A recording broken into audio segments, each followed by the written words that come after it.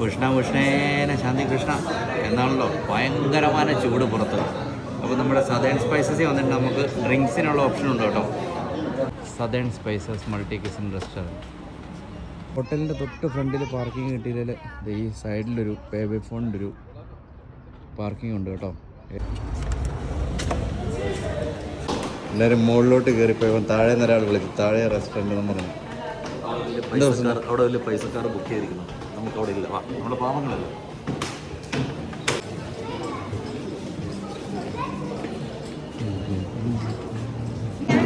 നമ്മൾ ഹോട്ടലിൽ കയറിയപ്പോഴത്തേക്കും പിള്ളേരെല്ലാം ആക്റ്റീവായി കേട്ടോ.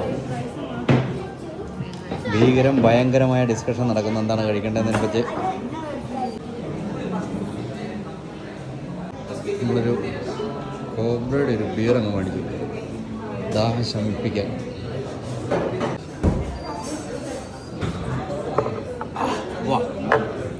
നമ്മളിവിടെ നിന്നൊരു ചട്ടിച്ചോറാണ് ഓർഡർ ചെയ്തത് കേട്ടോ. ഇത്ര ഐറ്റംസാണ് നമുക്ക് ചട്ടിക്കകത്ത് കിട്ടിയിട്ടുള്ളത്. ഇനി ചട്ടിക്ക് പുറത്തുള്ള 2-3 ഐറ്റംസും കൂടെ ഉണ്ട്. ഇത് ചട്ടിച്ചോറിന് പുറമെ നമുക്കുള്ളത് ഒരു പ്ലേറ്റും കൂടെ ഉണ്ട് കേട്ടോ. ഇതിൻ്റെ അകത്ത് സാമ്പാർ, രസം, പിന്നെ മാങ്ങാക്കറി, മീൻകറി പോലുള്ള എന്തോ ഒരു സാധനം.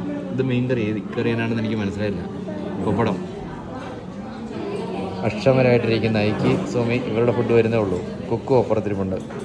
പ്രസിഡൻ്റെ എങ്ങനെ ഭക്ഷണം? അങ്ങനെ ഭക്ഷണം ഒരു രക്ഷയില്ല എന്ന് പറഞ്ഞാൽ ഹെവി ടേസ്റ്റി, നല്ല ചട്ടിച്ചോറ്. ഞാനിത് ഇവിടെ വന്നതിന് ശേഷം 2ാമത്തെ പ്രാവശ്യമാണ് ചട്ടിച്ചോറ് കഴിക്കുന്നത്. ഒന്ന് ഇവിടെ നിന്നും ഒന്ന് വേറെ ക്രോയിഡോണിൽ പോയപ്പോൾ കഴിച്ചിരുന്നു. ഇവിടെ നിന്നാണെന്ന് ഞാൻ പറയുന്നില്ല, അത് ശരിക്കും ഒന്നുമല്ല. ചട്ടിച്ചോറ് ഇന്ന് കഴിച്ചതാണ് ചട്ടിച്ചോറ്. കിടലൻ ഫുഡ്, എനിക്ക് ഇഷ്ടപ്പെട്ടു. നല്ല രസമുണ്ടായിരുന്നു. മണിയണ്ട ചട്ടിച്ചോറ്, 3ാമത്തെ ചട്ടിച്ചോറ് കഴിച്ചത് നല്ലതായിരുന്നു. എല്ലാ ഡിഷസും നല്ലതായിരുന്നു.